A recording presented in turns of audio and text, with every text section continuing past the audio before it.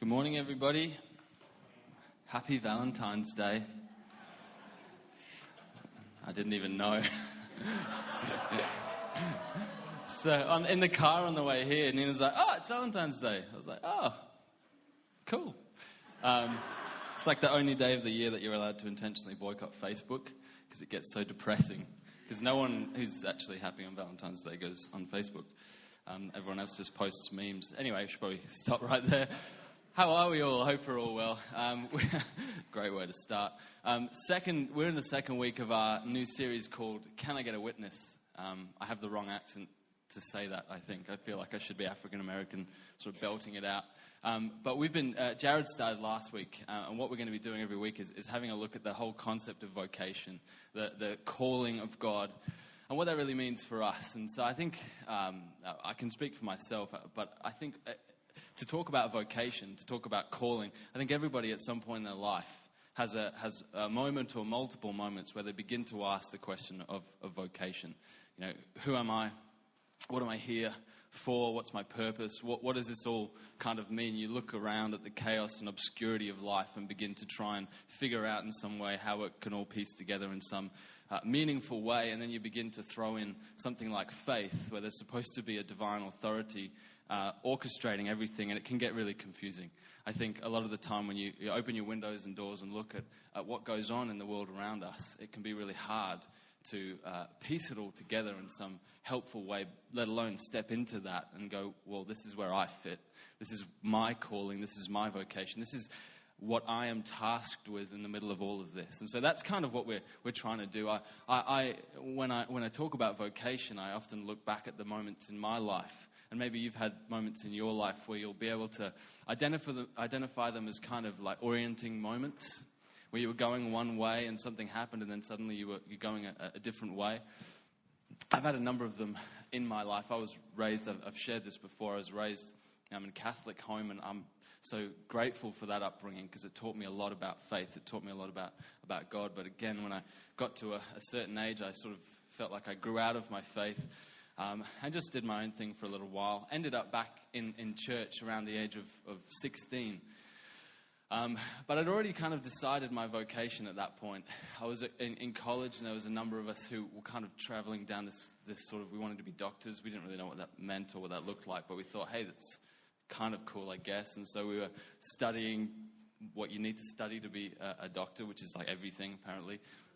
We even got accepted into like a pre-med course at Oxford, so we all went down and did that together. And then life fell apart for me, and I ended up in this place where I was like, well, maybe that's not for me. What is for me? What am I supposed to do? And I ended up in church, quite randomly, but it wasn't the Catholic church that I'd been used to. It was a different church where everyone was a little bit strange, and like clapping and dancing and shouting out in the middle of sermons was quite common as well, which some people do, Jared. And so it was a weird experience for me, there's something happened in that moment, and it was the first time I was there, the very first moment. I was sat there listening to the guy talk, and I looked at him, and something inside of my soul just went, that's it. That's your vocation. And it wasn't being stood on a stage, although that's what's happening right now. It was something about what he was saying, something about the message that he was communicating that really captured me, brought me to life, and changed everything. And it wasn't kind of a Damascus moment. I didn't fall off a horse or anything like that. I was just sat, it was more of a, cool. That was my moment. It was like, yeah, that makes sense. And it has kept making sense ever since, which is great. But that was a real vocational moment for me, where I realized in some strange way, this is what I'm called to. How that works and what that exactly looks like, I still don't really know. I'm still working it out as we go. But this is what we're going to be talking a little bit about this morning, is how do we find our vocation in the midst of this grand narrative we call the gospel? Because I think that's really important, because the moment I grabbed hold of that truth, I began to ask questions like, well, what am I supposed to do? What am I good at? How am I going to fit? What can I bring to the table? And Jared made a brilliant comment last week. He said, I can't build a stage, but I'm a mouth. I love that, because I've had that kind of experience my whole life. Like, I want to go overseas and do stuff, but I'm like, what would I actually do? Like, read to people? Like, that's not really helpful. Like, these practical skills. I've tried to become more practical. Nina can testify. Even IKEA.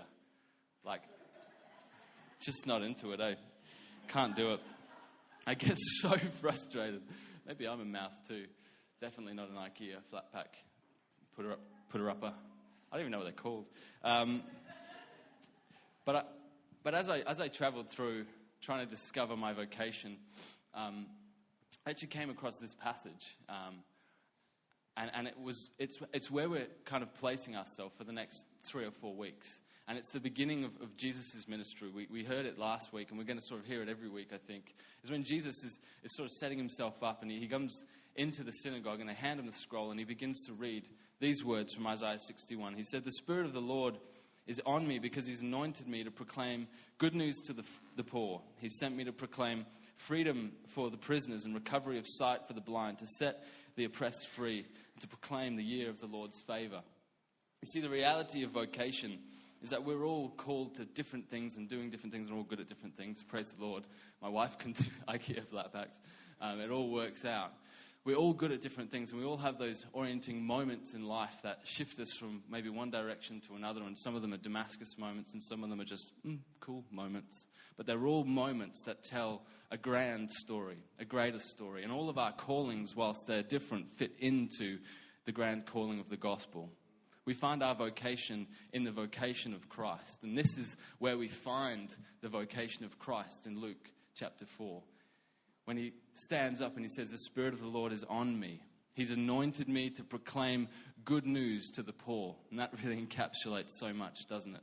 That's kind of where we're going to focus this morning, that proclamation of good news. What is good news? And what is good about the news that he's telling? He sent me to proclaim freedom for the prisoners and recovery of sight to the blind. I remember, fast forward a few years in my own life, I started attending Bible college because I wanted to learn more about the scriptures, and I wanted to learn more about faith, and it ended up confusing me a lot more than it did sort of guiding me until I kind of came out of that whirlwind spin of trying to figure everything out. But I remember we had classes. It sounds really strange. It actually sounds really manipulative. We had classes teaching us how to tell our story, like our personal testimony, in a way that would actually make people believe. I don't have that. It's bad, by the way. And I remember we'd have a testimony coach. We'd have to stand up and tell our own personal story. And for a guy who's had a moment that wasn't a falling off a horse moment, it was just that makes sense, the kind of moment. It's not that, whoa. So I get critiqued on my personal story of faith in the middle of a class of Bible college students going, it's just not got enough, it's not good enough. Sorry, you've got to give it more bang. It was a strange thing.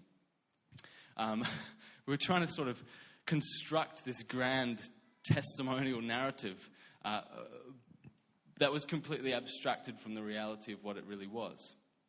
And so I began to become a little bit uncomfortable with that. And I'm going to share a little bit more about that later, but I kind of got a bit of a bad taste in my mouth when we talk about testimony. But there is something beautiful about those moments in all of our lives that orient us in a different path. Those moments where we begin to encapsulate what it really is that we're about. I think the danger a lot of the time in maybe the world that we live in, the society, oftentimes the church, is to see our vocation as separate from everybody else. To see what God has called us to do as something that is abstracted or outside of the call of another. The most beautiful thing about coming to West City, the most beautiful thing about the gospel, is that we all find our place, our life, our role in the midst of the calling of the gospel. And it's this. It's to proclaim good news wherever we go. It's to bring freedom, recovery of sight. And we're all gifted to do that in different ways.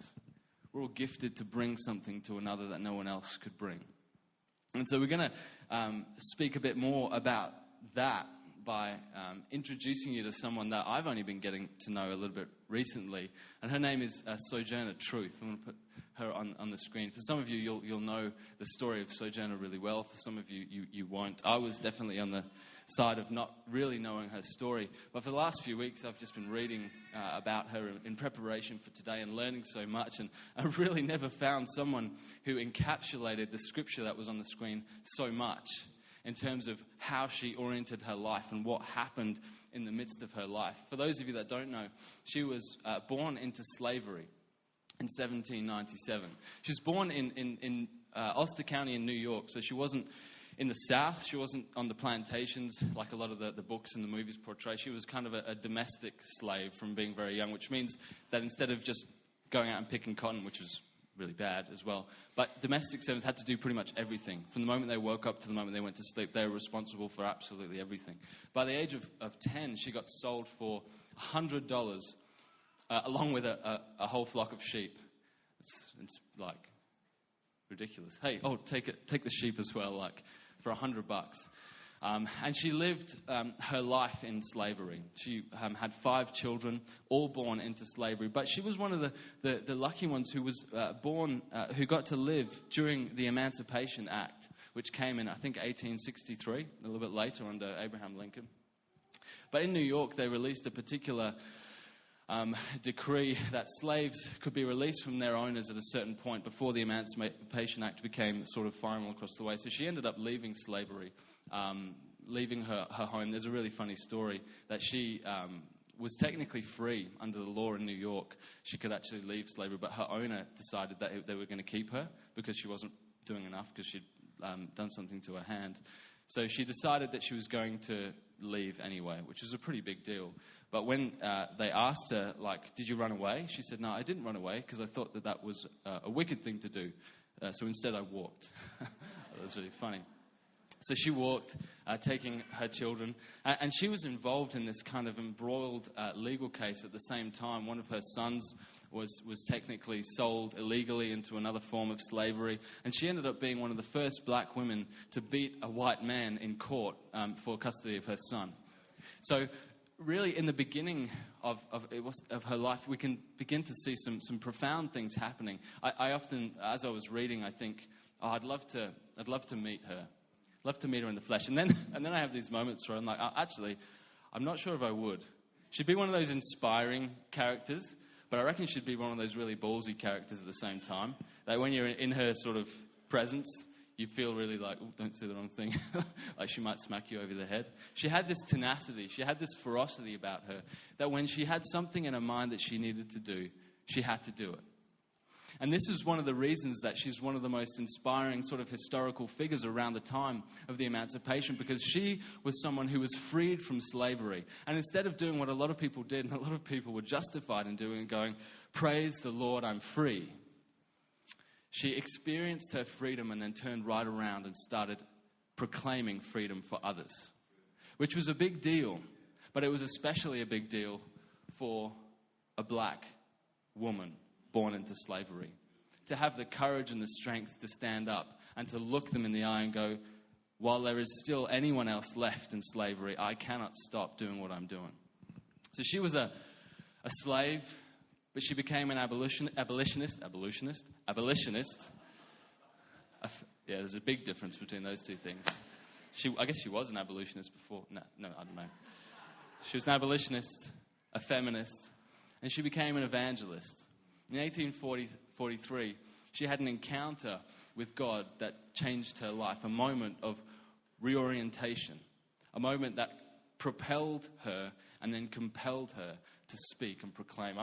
When I was going through my Bible college training, they told me to look in the Greek language. When you look through the Bible, one of the ways that the Greeks used to emphasize particular concepts is they would just repeat it. They didn't have a word for like the best or better or the bestest. They just repeated the words, holy, holy, holy, or whatever there's emphasis. And when I look through Luke chapter 4, that passage, the word that I see over and over again is this word proclaim, to speak, to tell, to proclaim something. And when I look at the life of Sojourner Truth, after she had this encounter with God, her life becomes a life of proclamation. A life where she could no longer stay silent about the ills that she'd experienced. A life where she could no longer keep quiet about everything that she saw that was wrong. Even though if she had have stayed quiet, maybe things would have been a lot easier for her. God gave her the courage to experience liberation, and then the peace and the tenacity to actually go out and proclaim it for others. And here I think we find one of the core concepts when we begin to talk about our own vocation. I've been to a lot of seminars and conferences, a lot of them Christian conferences, where we talk about God's call. And it always is framed like this: what is God's call for your life? It's so true. And it's an important question. But I find that the answer is often found without the important framework. Because God's call for your life is profoundly important. But if God's call for your life is found outside of what that means for everybody else, then it doesn't matter. And it's not important. See, the inspiring aspect of Sojourner's story is that she found her calling as a ministry to others. She experienced liberation, and then she began to proclaim liberation for others. And this is really where we find what it is to become spiritually mature, isn't it? Have you ever met someone who isn't quite there yet? And it's not a scale. We all have scales, but we can't talk about them. But it's not about that. It's kind of this juvenile faith where you experience God's power and God's love and God's healing, and it brings liberation inside for you. And it's a great feeling, isn't it? Many of you have experienced that. But then it stops there. And you build up your walls. And you look around at everyone else and go, oh, it's such a shame that they haven't experienced that. Are they in or are they out? Are they saved or are they lost? Are they churched or are they pagan heathens? And we experience that liberation, that love, that freedom, but we never actually allow that to flow through us. I think what we find in this woman is a little sign of what the gospel is truly all about. That we are liberated to liberate others. That we are freed to free others. That we are loved to love others. And that's one of the most beautiful things about this community. And the whole concept of welcome, it's not just a word. It's the gospel encapsulated in a word as we allow God to speak and heal us. And we experience that with others and for others. It's a beautiful thing. And so Sojourner, she was just a beautiful woman. I mean, there's moments in her life that as I was reading, I thought there's some strange things happening. She was essentially a part of three, what I could only describe as Christian cults, in strange ways. There's some strange things happening. She was part of these three separate communities, sort of one from the other. But one of the beautiful things is that as the communities at the various points in history began to collapse, she was always the one left strong and left proclaiming the truth. When they began to introvert and say, well, let's just begin to protect ourselves, as so often happens to our social structures, she was the one saying, no, I can't stop. I can't look inside. I can't just keep what we have for ourselves. See, the moment that she came to faith, the moment she experienced God, she became the evangelist. And we have kind of two separate narratives. When you look at the history books and understand Sojourner, you have Sojourner Truth written by the Christians, Sojourner Truth the evangelist, the proclamation of the gospel. And then you have in a lot of other books, Sojourner Truth, the abolitionist and the feminist. And you think, well, she was all three. But one of the beautiful things is that as I was talking to Jared about this week, I kind of came to this realization that the reason she was an abolitionist and a feminist, the reason that she stood up for the rights of people in slavery, for the people of color, for women, was the fact that she was also an evangelist. And those two things are inextricably linked. The fact that her faith required her to proclaim good news was translated into the reality that good news is only good news if it's good news for everybody, to use the words of N.T. Wright. And everybody includes women, includes people of color, it includes people in slavery. And so she could not relent in her proclamation of the good news while anyone was in slavery, while anyone was oppressed, while anyone was subjected to violence or to oppression or to hatred or any kind of thing. And it's just an inspiring moment when you begin to look at what she persevered through, what came up against her as she began to proclaim this strange kind of gospel. And we begin to ask the question for us today, what does that look like for us now? As individuals, sure, but as communities. What are we called to stand up for? And when we proclaim good news, is there anyone that we're excluding from that? Is there anyone that we're neglecting when we talk about the power of the gospel? It's been so inspiring to see this week the movement of Love Makes a Way and people standing up for a cause all over Australia. I've seen, it's a great sort of research method, but Facebook, again, people posting things on Facebook that I would never thought would post these kinds of things. Let them stay, stand up for these people. It's amazing to see what happens when humans get hold of something that they realize is important and begin to advocate for it. I think so often, though, that is seen as something separate to what happens here on a Sunday morning. But the beauty is that what happens here can never be disconnected from what happens out there. We talk about it in our classes all the time, the reality. And anytime, I've talked about this, I think, the last time I was sharing with you guys. The moment anyone mentions politics or social engagement or anything like that, everyone goes, oh, just shut up already. But the reality is that the proclamation of good news is good news for everybody. And that permeates not just our circles of faith, but our circles of social engagement, the political arenas, any social structure that we're a part of, any family ties, anything that we step into whilst carrying this good news must be affected by the good news for everybody. And that's really challenging. And I guess when I was reading about Sojourner, that's what gripped me the most. Can you get someone who can embody more the reality that he has sent me to proclaim freedom for the prisoners? She is someone who we should have looked at with this passage and gone, she's the one that needs freedom. She needs us to go and set her free. And that happened, and she immediately switched on its head. She didn't just keep it inside and go, oh, yes, I needed freedom. I needed you to come. I needed you to help me. And thank God you did. She immediately, I think I'm making the point. It's a beautiful thing to see someone with enough courage to actually step out. I wonder if you've ever come across that moment where there was an opportunity to speak the gospel. And I don't mean like, hey, do you know about Jesus? Not that kind of speaking the gospel. I mean like, hey, we should really stop oppressing these people. Or we should really stop bad-mouthing someone behind their back. Do it to their face. or we should really stop whatever it is. Like those moments, that's the sharing of the gospel.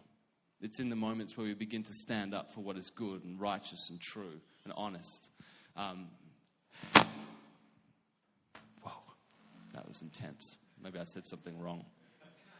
There's a moment in Acts chapter 7 that I'm reminded of. When the moment we started this series called Can I Get a Witness? I was reminded of this. And Stephen in the book of Acts, which, as Jared mentioned last week, is really the follow-up narrative to the Gospel of Luke, is often described as the first Christian martyr. And he's described as the first Christian martyr because he died. And when we talk about martyrs, we think about people who died. Is that right? The word martyr in Greek is marturio or martos, which really means witness. The word itself is the witness of the gospel. And so when I heard, can I get a witness? I thought, great, they're sending us all out to die, to become martyrs for the faith. And I recall the story of Stephen, who, as I said, is recorded as sort of the first Christian martyr. And I began to read Acts chapter 7 again. If you have never read Acts chapter 7, we have this beautiful moment where a man, Stephen, filled with the Spirit of God, begins to proclaim the truth and reality of the gospel in one of the most succinct and holistic ways I've ever seen. It's beautiful. You've got like Genesis to Revelation, bam, like right there, even though they didn't have Revelation, it doesn't matter. You had the whole gospel encapsulated in this speech that he delivered in front of everybody. And the result is that they chucked rocks at him until he died. We often look at the life of Stephen and we think, wow, he was a martyr because he died for his faith. But the reality is that Stephen wasn't a martyr because he died. He was a martyr because he proclaimed the gospel. And he died because he proclaimed the gospel. See, becoming a martyr is not about dying for your faith. Becoming a martyr is about proclaiming the gospel, and sometimes that means that you're going to die, particularly back then.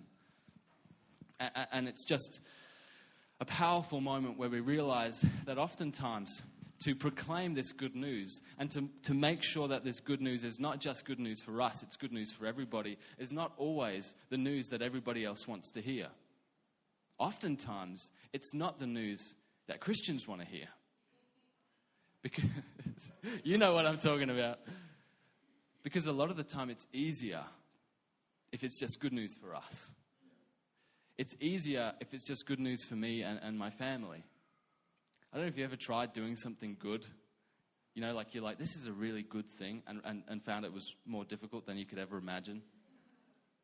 And then you've stopped because you're like, that's too difficult. I'm just going to worry about me. I think one of the most difficult, challenging, and paradoxical things about the gospel is that it's not an option for us. And it's one thing that I wish so much that I'd heard more and more as I was forming in my faith, as I was growing up, as I was learning more about who Jesus was. I wish someone had told me that, because all they were telling me is you have to tell your story in a way that inspires everybody else and gets them to believe. I kid you not, they gave me pieces of paper, and on there were different people groups, and I had to adapt my story to different people groups, to telling them my story, and I had to it's weird.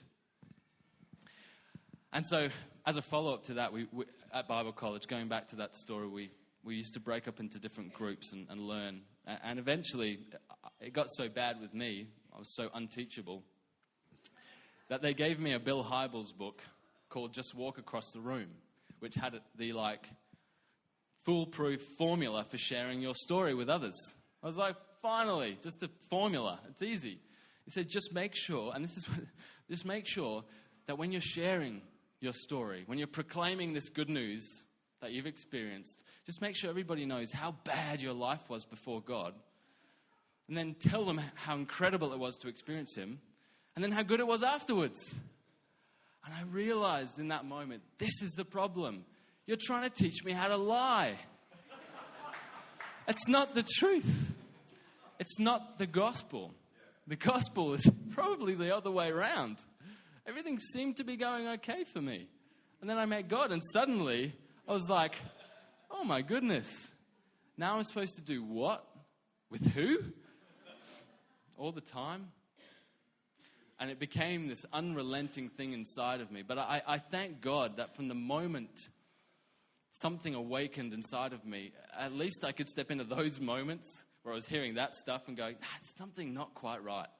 Something unsettling, something disturbing. Maybe you've had that before. Someone's trying to tell you a narrative that doesn't quite make sense. Trying to tell you the story that doesn't quite fit together. It's because the way that the gospel actually fits together is, yes, God has called you. And yes, He loves you. And yes, you will experience His power. But then He will call you out, move you away into a calling that oftentimes becomes challenging and difficult and painful. And sometimes people will throw rocks at you until you die. And that is what it is to witness. Please don't throw rocks at me. Right, maybe just wait until later. I'm probably faster than you. This is what it is to be a witness. This is what it was for Sojourner Truth, to witness to the truth. Realizing that it could have been easier for her, but there's something inside of her that would have never been satisfied. You see, it's difficult to share a story like this because it sort of hurts your brain to think about, well, how is that God's plan? But the reality is that it hurts your soul more to neglect it. It hurts my soul more to just accept the common narrative that everything's supposed to be okay. And that the power of witness is to grab hold of a truth that is unrelenting, that is intended to drive you mad, that will keep you up at night with the possibility that one day you'll get a glimpse of how the world is supposed to be. You know, God's kingdom is a beautiful, beautiful vision. And the most incredible part of that is that still, after all of the pain and all of the violence that we see in history, God still thinks it's a good idea for us to be involved. That's a miracle. Some of you are waiting for miracles from the sky. That's the miracle, that we're still invited into that story. And how the question now becomes, how do we fit into that story in a way that tells the story well? See, there are so many moments in this room of reorientation, so many moments where we were going one way and then God changed us and moved us and shook us, and we're now going a different way. But all of those moments just tell one story. And that's the story of the gospel.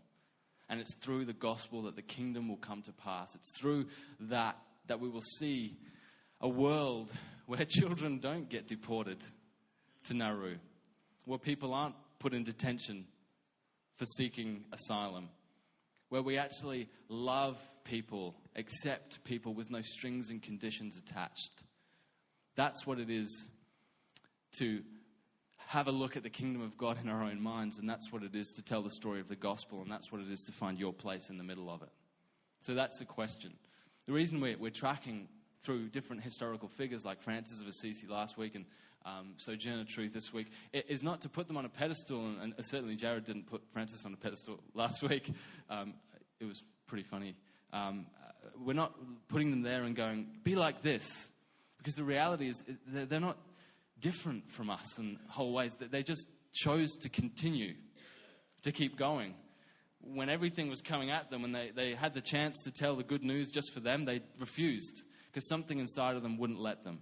And that's what we're trying to communicate over the next few weeks. Is not to become someone different, to step up, to break through, just to keep going. And to realize that to see God's kingdom now, all we need to do is to keep going. To keep realizing that God's kingdom is good news and good news for everybody. And that means that every decision that we make, every word that we speak, everything that we think must come in line with that in a way that really benefits the world around us. That's the beauty of Luke chapter 4. That's the beauty of finding your vocation in the middle of that vocation. That was the beauty for me in finding that I didn't have to tell my story in a way that didn't make sense to me and didn't make sense to anybody else.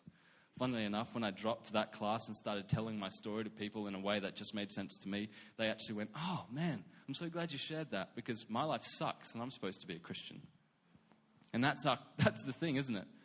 You experience God and sometimes He asks you to do things that challenge you. But the beauty that runs all the way through is that no matter how difficult it is, no matter how painful it is, no matter how heart-wrenching it can be, no matter how confronting, there's a sense of peace maybe, or courage that often comes. This sense that despite the fact that it's difficult, it's definitely the right thing to do. And that's what I pray this morning. As we understand what it is to be witnesses, each and every one of us, that will experience that same kind of peace, that same kind of courage, that same kind of transforming love that fills us with God's Spirit, but not only fills us, refuses to let us keep it to ourselves. It's often a testimony. January we did testimonies all month, and you could just hear people sharing their heart for God and sharing their heart for each other. And one of the most beautiful things was to hear the testimony, not only of how they realized Jesus was King, but what happened when they walked through the doors at West City. And every week they're greeted with smiles and hugs and coffee and prayers. That is so beautiful, because that is what it is to not keep it to yourself, but to share it with others. And I pray that it would just continue to flow through us as a community, through all of us as individuals, wherever we are in life and whatever we find ourselves in the future, that we'd realize that God's calling for us is together with each other and in line with the calling of Christ that we find in Luke.